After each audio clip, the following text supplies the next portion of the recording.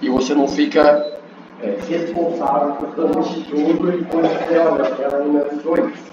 Tá? Então, o que acontece?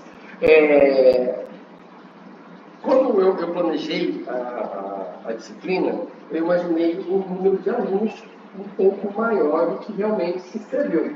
Tá?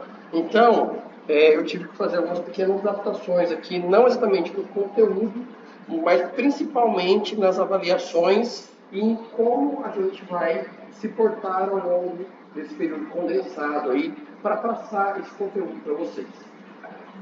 Se a gente tivesse, como em outras oportunidades, um número maior de alunos, a gente ia poder discutir mais, teria um número maior de artigos para distribuir, discutir, a gente poderia explorar mais a questão dos seminários e assim por diante.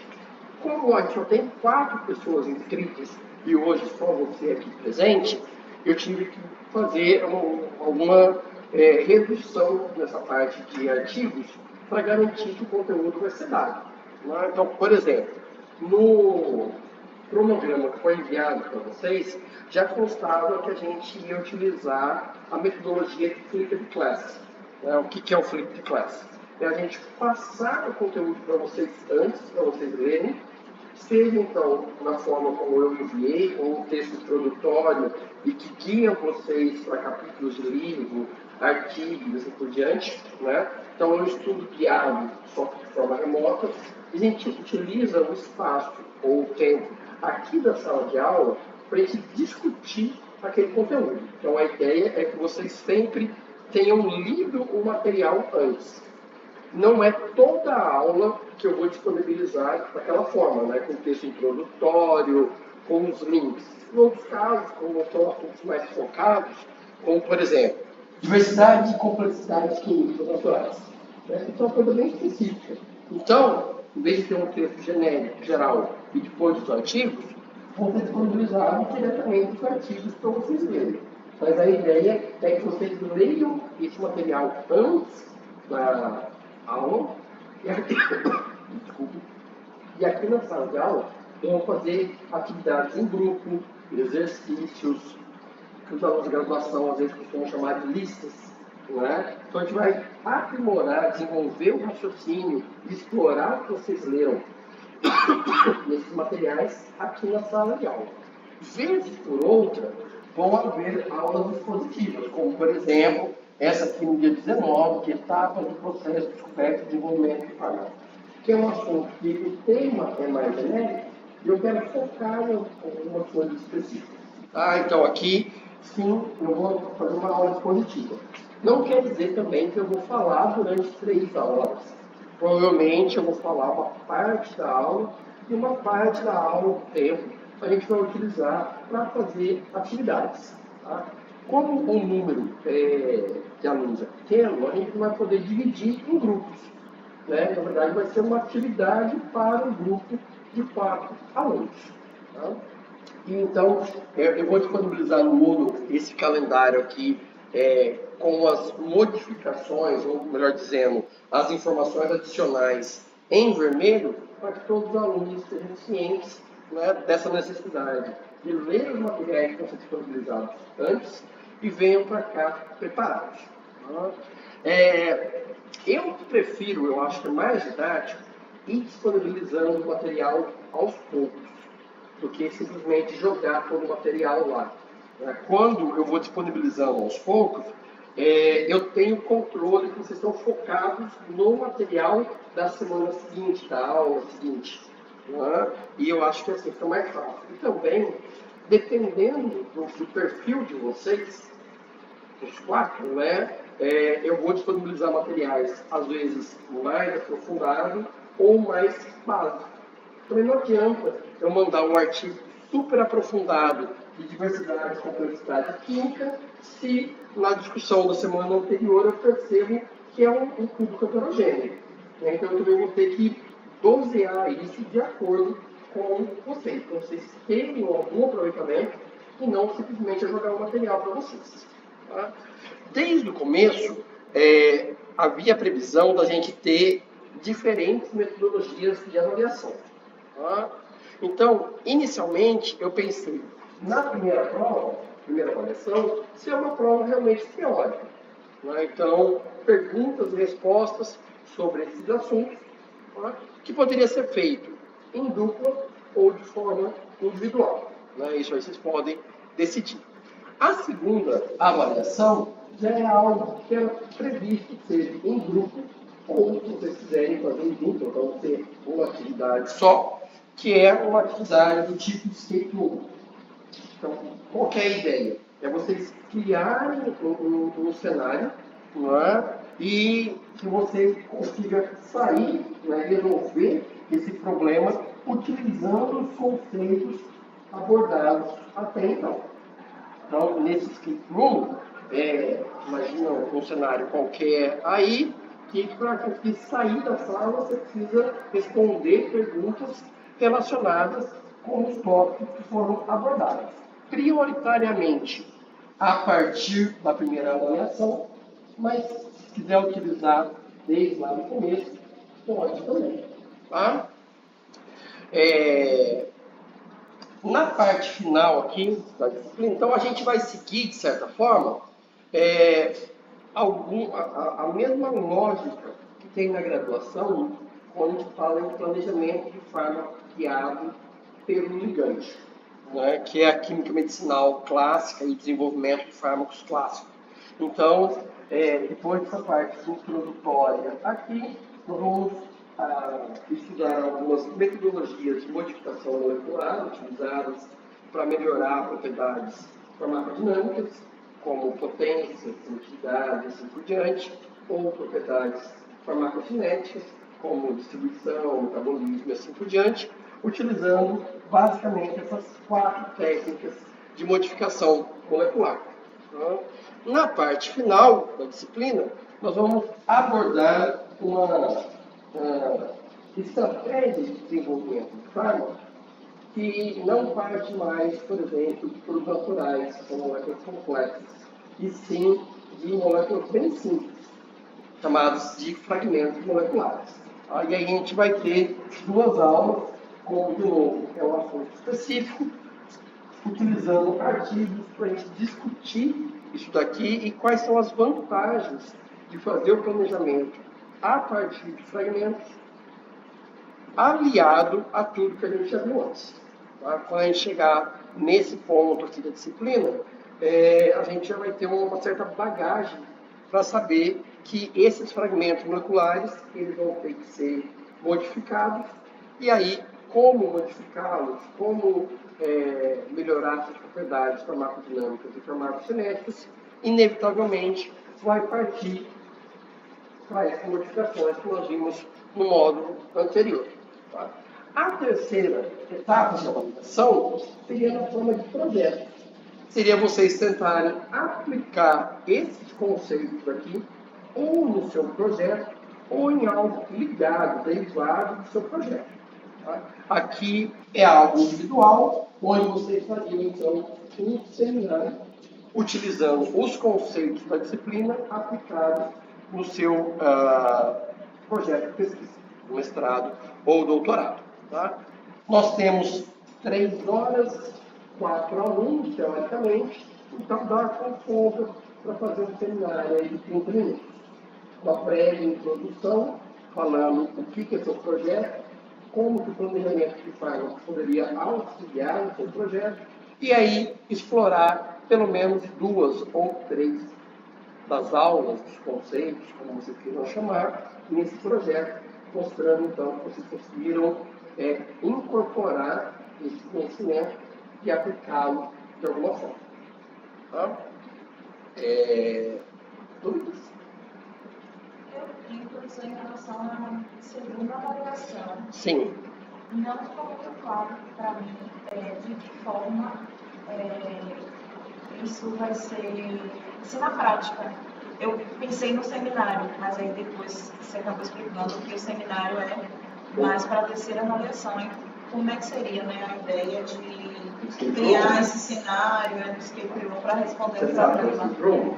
Não. Escape room é uma estratégia de ensino baseada na gamificação. Você criar um jogo.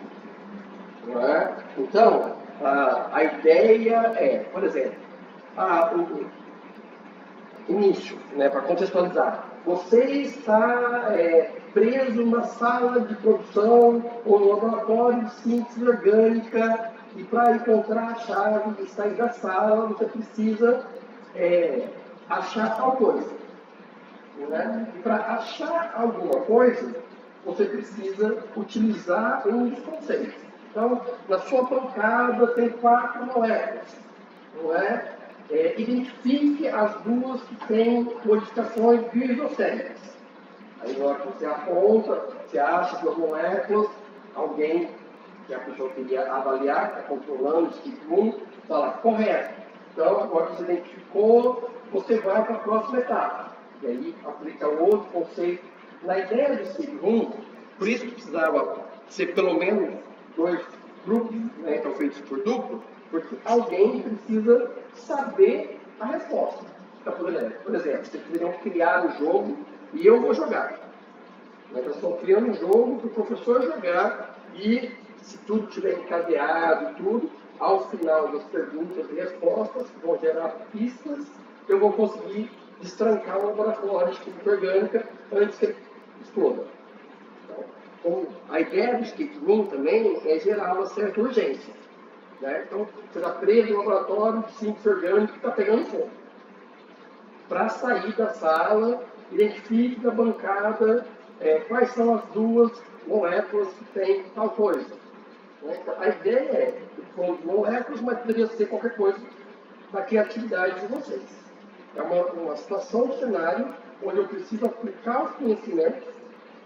Responda a primeira pergunta, para levar para o segundo desafio. Responde, terceiro desafio, quarto desafio, até 1 hora eu consigo sair daquela situação, cenário problemático.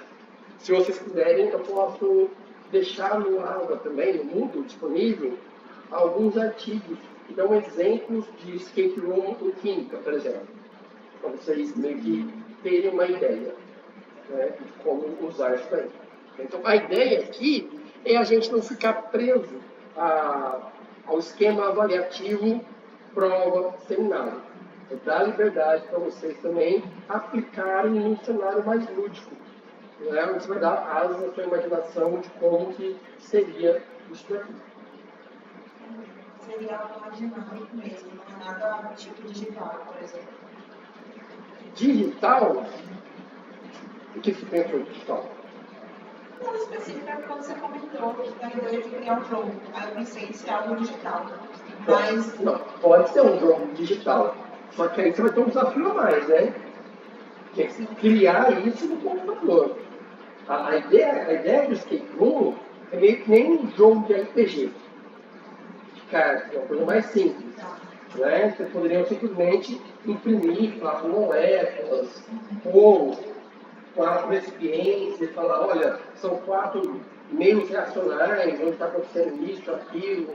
Acho que seja melhor, mas não sei, não fala. Isso, não é? A ideia é que realmente a gente utilize essa sala, aqui no cenário, que ao final de 3, 4 perguntas, utilizando os conceitos, por isso eu disse, não precisa ser apenas modificação molecular.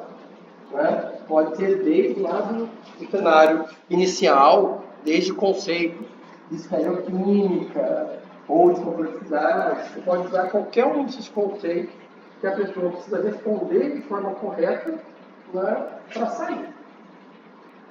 Né? Dependendo do quão elaborado for, vocês poderiam transformar isso num jogo de cartas. Olha, respondeu corretamente, avança para a próxima fase. Respondeu errado, vai para tal lugar para responder uma outra pergunta, te ajudar a entender o que você errou e voltar para cá. Né? A ideia é que seja algo que a gente consiga jogar. Né? Se for 2 escape rooms, eu preciso jogá-lo no máximo 30 minutos. Porque às vezes o que você acha uma instrução clara, eu não acho tão claro, eu não consigo suprir, e o que você achou que ia ser feito em 30 minutos leva mais tempo.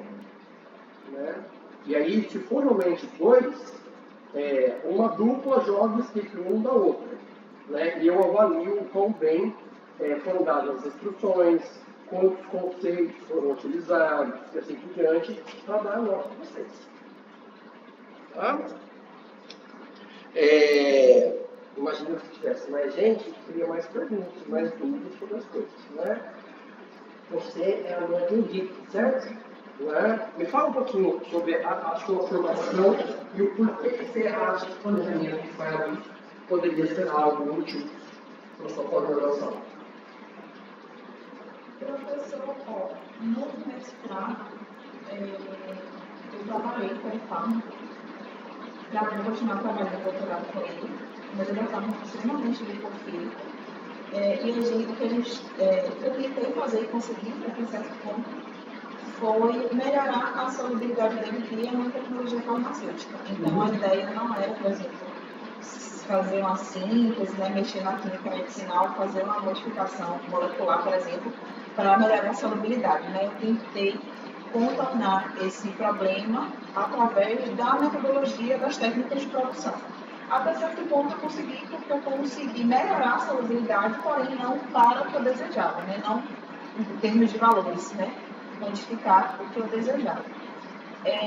Então, dentre outras atividades que eu realizei, esse foi o principal foco do meu projeto. E para o doutorado, o meu principal foco, né, é avaliar dentro dessa formulação, e mesmo parcialmente, né, eu consegui melhorar a solubilidade do fármaco, mas no doutorado investigar mais profundamente questões de farmacocinética e questões de biodisponibilidade, por exemplo.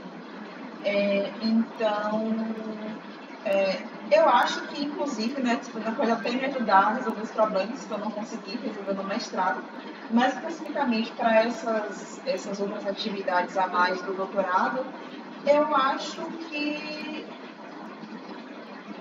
tentar entender, né, a farmacocinética da minha formulação e de uma forma mais ampla, né, porque eu vou realizar os ensaios de toda a minha formulação, vou administrar, né, em animais e vou avaliar a farmacocinética.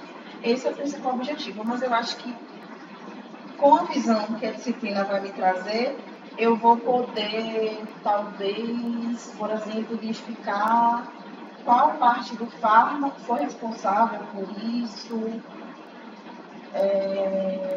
ou quais modificações eu ainda posso fazer na formulação para que eu atinja uma cinética de liberação mais eficiente, por exemplo. Acho que é algo nesse sentido, não sei se... Gostaria de fazer isso com os alunos, inclusive ter uma ideia melhor do background de vocês, né, e saber o quão profundo, quão específico as aulas podem ser ou não. Tá? Então, por exemplo, no seu caso específico, tá? Você não pode modificar a molécula, porque já é um fármaco. Então, se você modificar a molécula, deixa de ser aquele fármaco. Vai ser uma outra coisa. Então, aqui realmente, eu acho que a disciplina vai te ajudar a entender quais partes da molécula são positivas ou negativas. Né? Como você não pode modificá-las, é só o conhecimento disso. Né? Saber, então, talvez quais partes são mais suscetíveis ao metabolismo, quais partes são responsáveis pelo seu problema de lipofilicidade e assim por diante. Tá? Vocês têm a possibilidade de trabalhar com o fármaco na forma de base livre ou de um cloridrato, ou alguma coisa assim? Acredito que sim. Acho que seria mais uma questão de viabilidade do experimento, mas buscando, eu acredito que conseguiria. Porque isso é uma modificação que não é somente no fármaco, é só na sua apresentação, e que de repente melhora bastante questões de solubilidade, de liposolubilidade, principalmente de hidrossolubilidade. A liposolubilidade não, porque esse sal, o cloridrato, por exemplo, ele iria ser associado a liberar a base líquica e ter a polipocricidade. Tá? Mas de repente a gente pode ajudar a entender algumas coisas aí. Na verdade, o cloridrato talvez demandaria um pouco mais, mas a base livre, para o meu entendimento, eu já trabalhei um pouco com ela para a quantificação. Eu imagino que sim.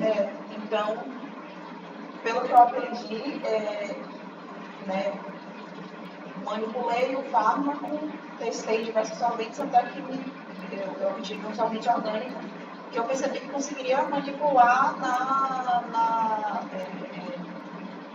e trazer essa viabilidade de quantificar, de fazer curva de calibração, essas coisas. Então eu entendo que já trabalhei com base livre.